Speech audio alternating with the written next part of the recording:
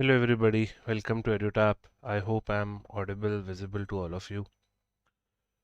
So today we have another class of management wherein we are covering the most important topics for SEBI Grade A exam, right?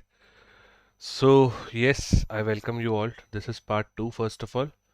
Part 1 is already done, right? Part 1 is already done, so we are not doing part 1. Rather, we are doing part 2 today, right? And yes, before I start, please subscribe to our YouTube channel if you want to get the PDF of this particular class. Then it will be available on the Telegram channel of EduTap, right? So if you want to join the Telegram channel of EduTap, the link is given in the description box below, right? So let's start with the very first question. But before I move forward, through this particular series, we are trying to touch the important topics of these 5 chapters of management, right? So let's start with question number 1, by the way. Straight away, we are starting with question number 1. Not wasting your time, not wasting my time. Chaliye ji, so Himanshu is there like yesterday. According to Victor Vroom expectancy theory, individual motivation to put forth effort is determined by a rational calculation in which individuals evaluate their relationship. In the same regard, identify the element which explains the relationship between effort to performance. So Victor Vroom has defined motivation in 3 elements or the products of 3 elements. First is expectancy multiplied by instrumentality, then multiplied by your valency, right? Expectancy links your effort to performance, instrumentality links your performance to outcome, and the total value which you give to your outcome is the valency. Valency can have multiple values, -1, +1, and 0. Each value tells you something. Now, in this question, it is clearly being asked that you have to identify the element which explains the relationship between effort to performance. So, effort to performance is shown in expectancy. Therefore, your answer will be option number A. Right. Cool. So, I have seen in the chat also many people have given the right answer. Now, let's move forward to question number 2. Question number 2 is of goal setting theory, which was given to you by Edwin Locke. Now, goal setting theory states that goal setting is essentially linked to task performance. Yes, this is true. It states that specific and challenging goals along with appropriate feedback contributes to higher and better task performance. In the same regard, identify the incorrect statement regarding goal setting theory. So first, please focus that you have to identify the incorrect one. Goal should be specific, like achieving 85% of marks rather than achieving good marks. Yes, this statement is correct, because if you have specific goals, then definitely you know that what you have to achieve, which will again increase your goal performance, right? Goals should be challenging. Yes, definitely goals should be challenging, because then only they will motivate you. An easy goal can be cracked by all of us. A tough goal cannot be cracked by all of us. Therefore, there should be a moderation, a challenging goal. Better feedback of results leads to lower performance than feedback. Better feedback of results leads to lower performance. Goal setting theory assumes that individual is committed to the goals. National culture also affects. Yes, answer will be option number C, because better feedback results to lower performance. No, it results into higher performance. And this was a kind of a very basic question. If you see some questions, even if you don't know about goal setting theory, you can still say that the answer will be option number C, because this is very journal. This is very genuine. Right? Better feedback of results results into higher performance than the lack of feedback. Therefore, statement C is incorrect over here. And this is what Edwin Locke goal setting theory looks like. Quite complicated, but just remember that what is your goal performance relationship, because if your goals are strong, then definitely you will be motivated to move ahead in your life. Now let's move to question number 3. Now we are now checking your knowledge on Adam equity theory. Adam equity theory, according to this theory, there is a spatial norm via which people judge their fairness of their work by comparing their input that they contribute to the outputs they receive. This norm, like Adam equity theory, basically compares your input to your outputs, right? It compares your inputs to your outputs. Now, the question is asking that if you have a spatial norm via which people judge their fairness of their work situation by comparing their inputs that they contribute to the outputs, this norm is basically known as what? Equity norm. Equity norm is one of the most fundamental reason that why John Stacey Adam created equity theory. So therefore the correct answer of this particular question will be option number C only. Let me see in the chat how many of you are giving the right answer. Mahindra and Himanshu are giving the right answer. Good. So you compare your input to outputs. When your inputs are is equals to outputs, you will be motivated. And by the way, what are your inputs? Inputs are everything which you give to the company. Outputs are all the things which you are getting from the company. Right? Inputs can be your time, your experience, your skills, your perseverance, your energy, whatnot. Like your knowledge also is an input which you're giving to the company.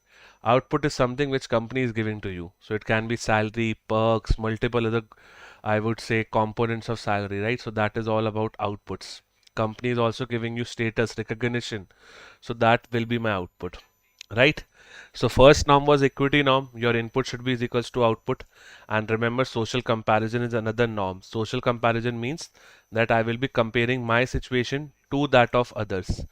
This other person in this particular theory is known as referent. It's known as what? Reference.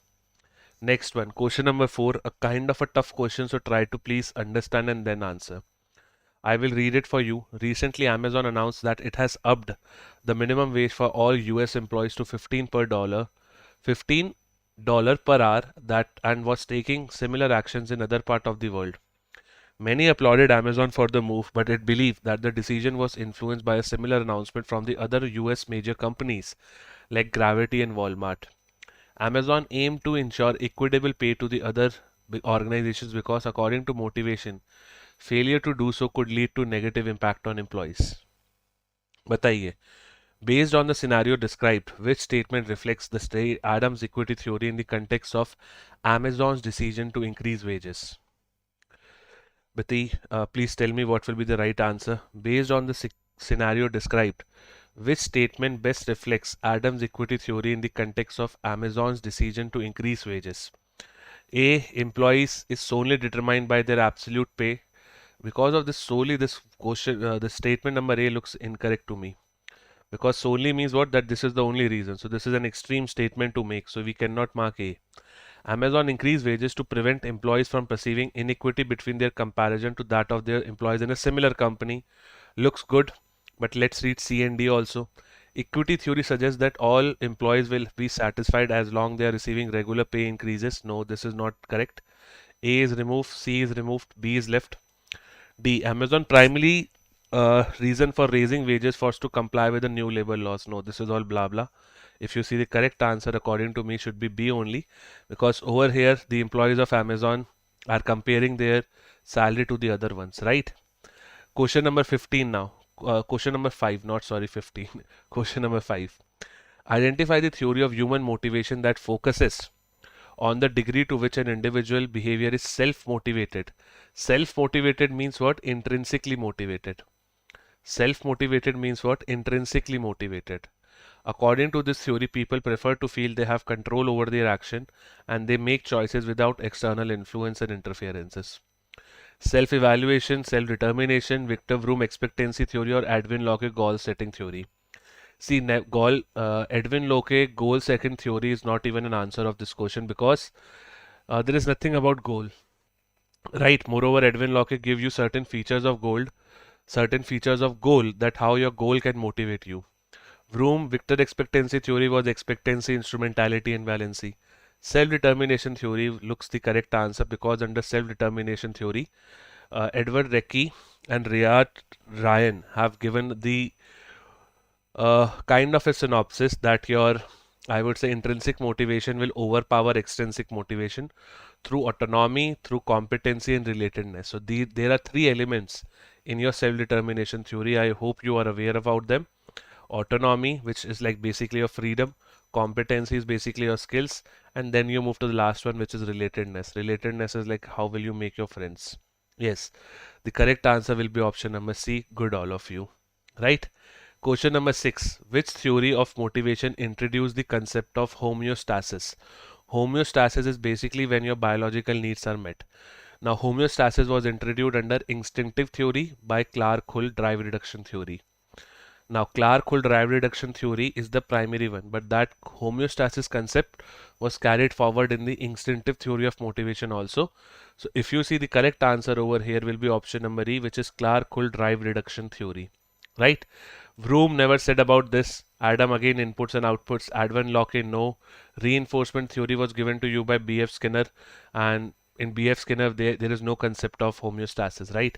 So E looks the correct one to me. Yes, good. Next one, question number 7. According to Albert Bandura, self-efficacy is the belief in one's abilities to organize and execute the courses of action required to manage prospective situations. In the other word, self-efficacy is the person believe in his or her ability to succeed in a situation. In the same regard, which of the quality will not be seen in a person who has high self-efficacy? High self-efficacy means what? High self-confidence or high belief in my internal abilities. That is what self-efficacy is. Viewing challenging problem to be mastered, yes, this is a quality of a high self-efficacy person. Develop deeper interest in activities in which they participate, yes. From stronger sense of commitment to interest in activities. Recover quickly from setbacks, focus on personal fallings and negative outcomes, E. E is incorrect according to me because this is not the quality of a person who has high self-confidence. So answer will be option number E. Good everybody, those who are saying E. Next question, question number 8. Although motivation and morale are closely related concepts, motivation is individually, morale is team-based, right? Although motivation and morale are closely related concepts, however, there exists some difference between motivation and morale. In the same regard, which of the following statement is correct? Which of the following statement is correct? Please tell me the answer of this. First, high morale essentially results in greatly motivated employees. High morale essentially results, no. High motivation results into higher morale. So motivation results into morale. Morale does not lead to higher motivation. So A is not the correct one. High morale always leads to higher productivity, no. Because high morale might lead to higher productivity. High morale is a primary concern, no. Because high morale is a secondary concern. High motivation is a primary concern. Morale is concerned with the overall attitude of a group towards the organization. Yes, D looks correct. So according to me, this is a very easy question. Asked in phase 2 of 2022 of PFRDA, which can, like PFRDA and SEBI has same kind of difficulty, right? So answer will be D. Next question. Come on, this question is good. This question is good. This question is good. I expect correct answers for this. Right. This phenomena refers to the fact that people will modify their behavior simply because they are being observed. The effect gets its name from one of the most famous industrial history experiments that took place in the Western Electric Company of Chicago in the late 90s or in the late 1920s and early 1930s. The researcher concluded that workers' productivity was not being affected in the changes of working condition, but rather than the fact that someone was being concerned enough that their working conditions to conduct an experiment on it. So quite a long paragraph given to you. The phenomena which was talking about was given by whom? Now there are two people who are associated to this phenomena, Elton Mayo and Henry L. Ensberg. So answer over here will be option number D, right? Two people are involved in your, I would say what, Hawthorne experiments, which was done in Western Electric Company of Chicago, USA. Right, so there are two people, Elton Mayo and Henry L. Ensberg. Elton Mayo is not given, therefore we are choosing option number D over here. Right, answer will be option number D. Elton Mayo and Henry L. Ensberg both were there, right? So we have to choose the person who was there, right? So Henry L. Ensberger will be the correct answer. Question number 10. Functional leadership is the model that concentrates on how leadership occurs rather than focusing on how they lead. Obviously, because in functional leadership theories, you are not concerned that who is leading. You are concerned that how that particular person is leading. In the same regard, action-centered theory also explains the component of functional leadership. Who was the profounder of action-centered theory? Who was the profounder of action-centered theory? Action-centered theory was given to you by John Adair. John Adair has said what? That a leader will focus on three different elements of their leadership. First is task, then team is also known as group, and then you have what? Organization, right? Task, team, and organization. Task, team, and individual, rather, not organization, it's individual if I'm not wrong. Task, team, and individual, right? Yes, task, team, and individual. Good. So answer will be option number D. Task, team, and individual needs, right? Now, group needs are also known as team. They can also be known as organization level needs, right? Question number 11. Question number 11. I need the answers for 11 now. Fiedler contingency theory suggests that leaders are consistent in their behavior, which can create predictability of how they will perform in such situation. In the same regard, name the scale of questionnaire which was used by Fiedler. So Fred Fiedler has used a very popular, I would say, questionnaire to collect the data about their leader. So answer will be over here, LPC, least preferred coworker, in which you have how many questions? 16 questions which a one person has to mark from 1 to 8. Right? If you are scoring low on the least preferred core worker, then your leadership style suited to you is task. But if you are scoring very high, then people orientation leadership will suit you the best. So answer over here will be option number C, which we have discussed so far. Right? Now let's move to question number 12. Question number 12. According to Blake and Mountain managerial grid, identify the leadership style wherein a manager maintains a perfect balance. Perfect balance as in like not the good, not the bad. It's like perfect balance between the company goals and your workers' need by giving some concern to both people and to production. Now, some people will say, "Sir, perfect balance means it's a team management, which is 9,9." No, perfect balance means somewhere in between. Not good, not bad. It's like in balance. So that will be middle of the road, which is a score of 5,5 on your Blake and Mountain managerial grid. So answer will be option number E. Right? The answer will be option number E. Next, question number 13. A leader is someone who can see how things can be improved and who rallies people to move towards a better version. In the same regard, identify which leadership style is also known as life cycle theory. Now, these are very basic questions. This can be asked in your phase 1. These are very basic questions. So, which leadership style is also known as life cycle theory of leadership? The correct answer will be Hansen and Blunkart situational theory. Over here, you have 4 maturity levels, which you have to use for defining 4 leadership styles. So, telling, selling, participating, and delegative has to be applied on 4 different maturities: M1, M2, M3, and M4. Right? Yes. So, answer over here will be option number B. Right? Hansen Blunkart situational theories.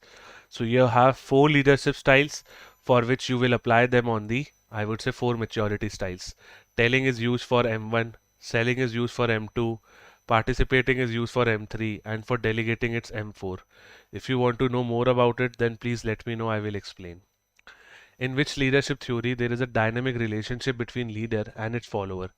It explains how relationships are either contributed to growth or hold people to fall back.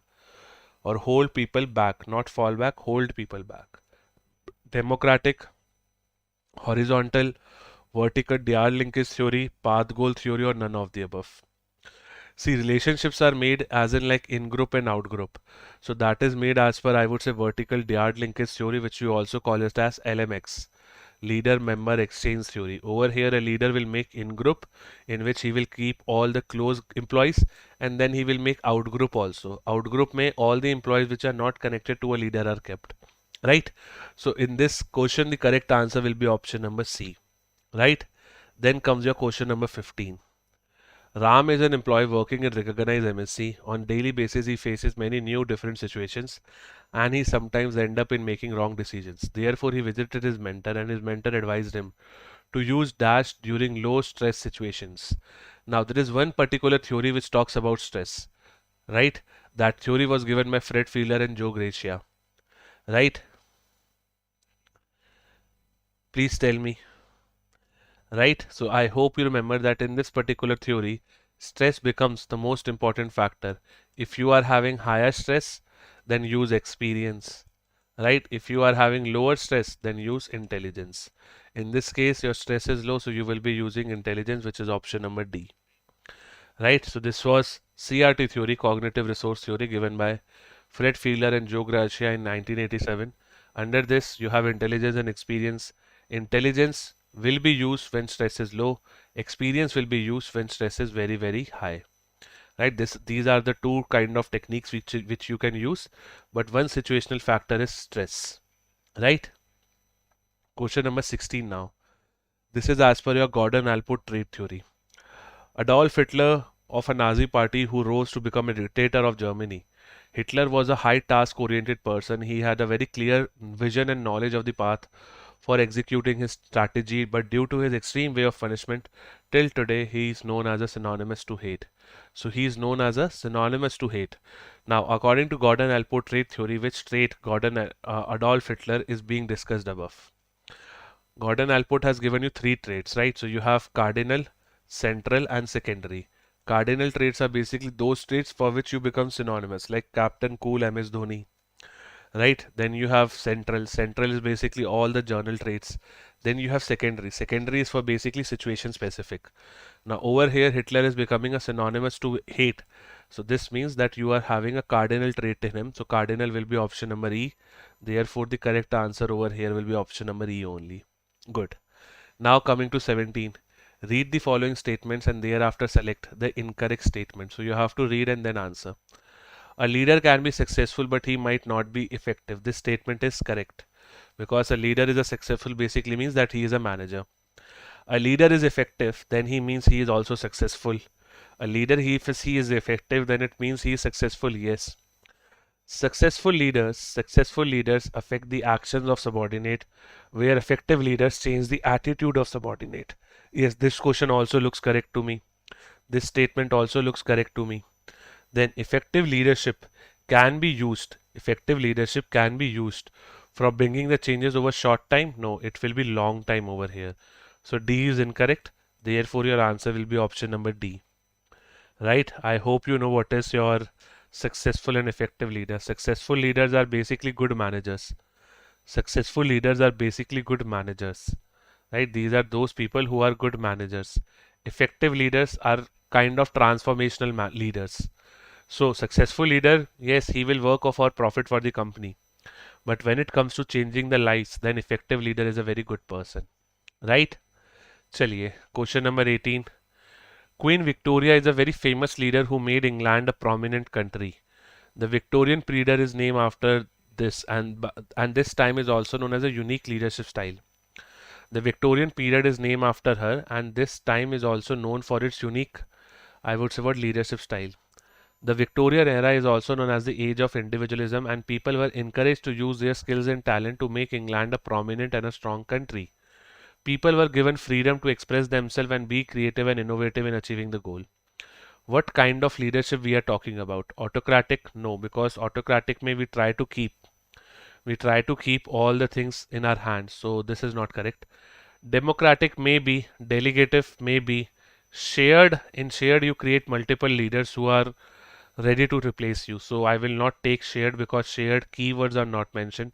Servant, because in servant you turn the pyramid upside down of the power and you listen to your employees, which is again in not this case. So I am confused between democratic and delegative. Now it is clearly been said the Victorian era is also known as the age of individualism and people were encouraged to use their skills and talent to make England a prominent country and a strong country. People were given freedom. So the highest freedom, if I'm not wrong, is given in option number C, which is your delegative leadership. Delegative leadership means what? That you are giving highest freedom to your employees so that they can do your stuff. Now, why the answer over here is not democratic? Because in democratic, the key word is what? That people will participate in your decision making process, which is not given in this particular case. Rather, you are just giving talent, freedom to your fellow country beings. So therefore, delegative looks correct. So answer will be C. Then comes, I would say, question number 19. Question number 19. Police officers plays a central role in the law enforcement system. They monitor criminal activity, take part in the community patrols, and respond to emergency calls, issue tickets and make arrests, investigating crimes and testify court as needed. The criminals and common men are also fearful of the police. It is the fear which helps them enforcing the laws. Which type of power is being used as per Raven 5 form? See, reward cannot be the case because in reward power you give a reward, which in this case is absent. Legitimate power can be, Coercive can be. Referent cannot come because referent is like transformational. Expert maybe because police, like I will not say is an if police is an expert of criminal laws, then yes, you can mark. But over here, I don't think we are talking about the expert power. So either it's coercive or legitimate. Either it's coercive or legitimate. I can see Himanshu is going with D and Chetan is going with D. Coercive, it can be legitimate also, right? Because police is getting powers from the law. Police is getting power from a law. Right, try to read the question again. They monitor criminal activity, take part in the community patrols, respond to emergency calls, issue tickets, make arrests, investigate crimes, testify in the court. The criminals and the common man are fearful of the police. Are fearful of the police. It is the fear which helps in enforcing laws. So think about it. It can be legitimate only. It has to be legitimate only. Now, why the power is not coercive over here? Because coercive will come when the police is giving punishment to the common man of India, or when the police is using any kind of force. But in this case, they are not forcing, right? Like it is clearly given that police is a law enforcement agency, law enforcement system.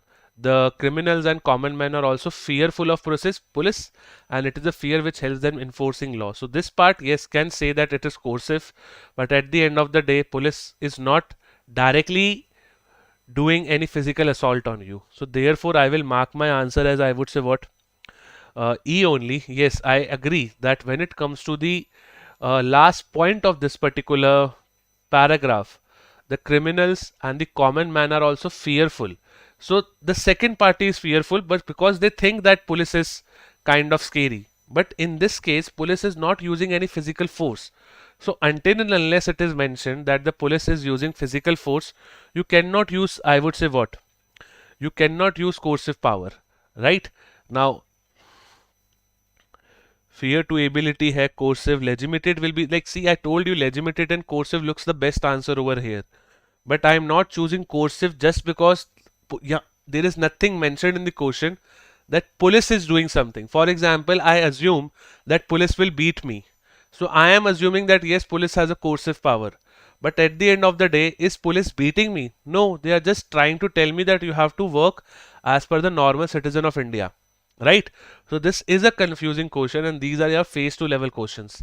I will mark my answer as legitimate because in the question it is not given that police is using the kind of what? Police is using a kind of a force over here. Right? Let's move forward. Question number 20 now. How many flaws was given by Zenger and Folkman, sorry. But police force police force many a time. Now you don't have to apply your assumptions. You have to tell as per the question what is question saying. Cool.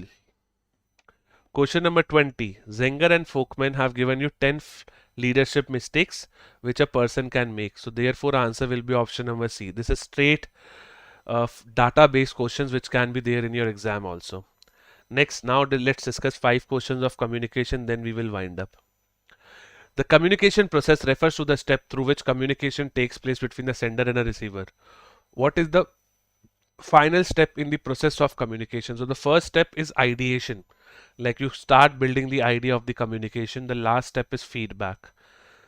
So if you remember, this is the flow of communication, right? So you start developing the idea by the sender, then encoding messages, selecting medium, transmission, receiving the messages, decoding, and then sharing the feedback to the sender again. So answer will be option number C, which was feedback. Question number 2.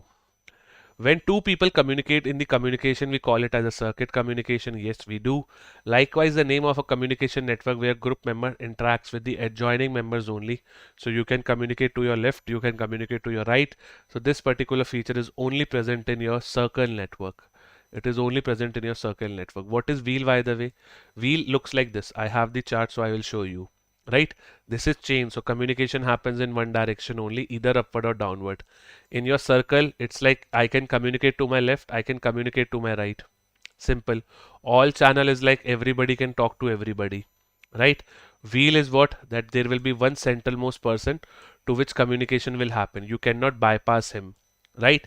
Y is like two subordinates will talk to one superior and then the message will carry it forward. Inverted V is like I can talk to my two immediate bosses immediately, right? Question number 23 now. Which name the communication network wherein the members of the organization enjoy the highest level of flexibility? Highest level of flexibility comes under your what? Highest level of flexibility. Highest level of flexibility comes under your wheel, inverted V, circle, star, or inverted V. Inverted Y and inverted V both are written over here. The correct answer will be what? Star network, because in star network people can talk to each other, right? So your highest flexibility will be shown in star. Question number 24.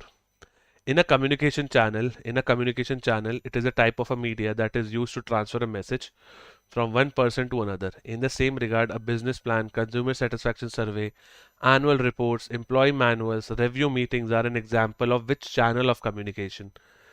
Definitely the channel of communication in this case we are talking about is formal communication. Formal, because how can an employee manual, review meetings be informal?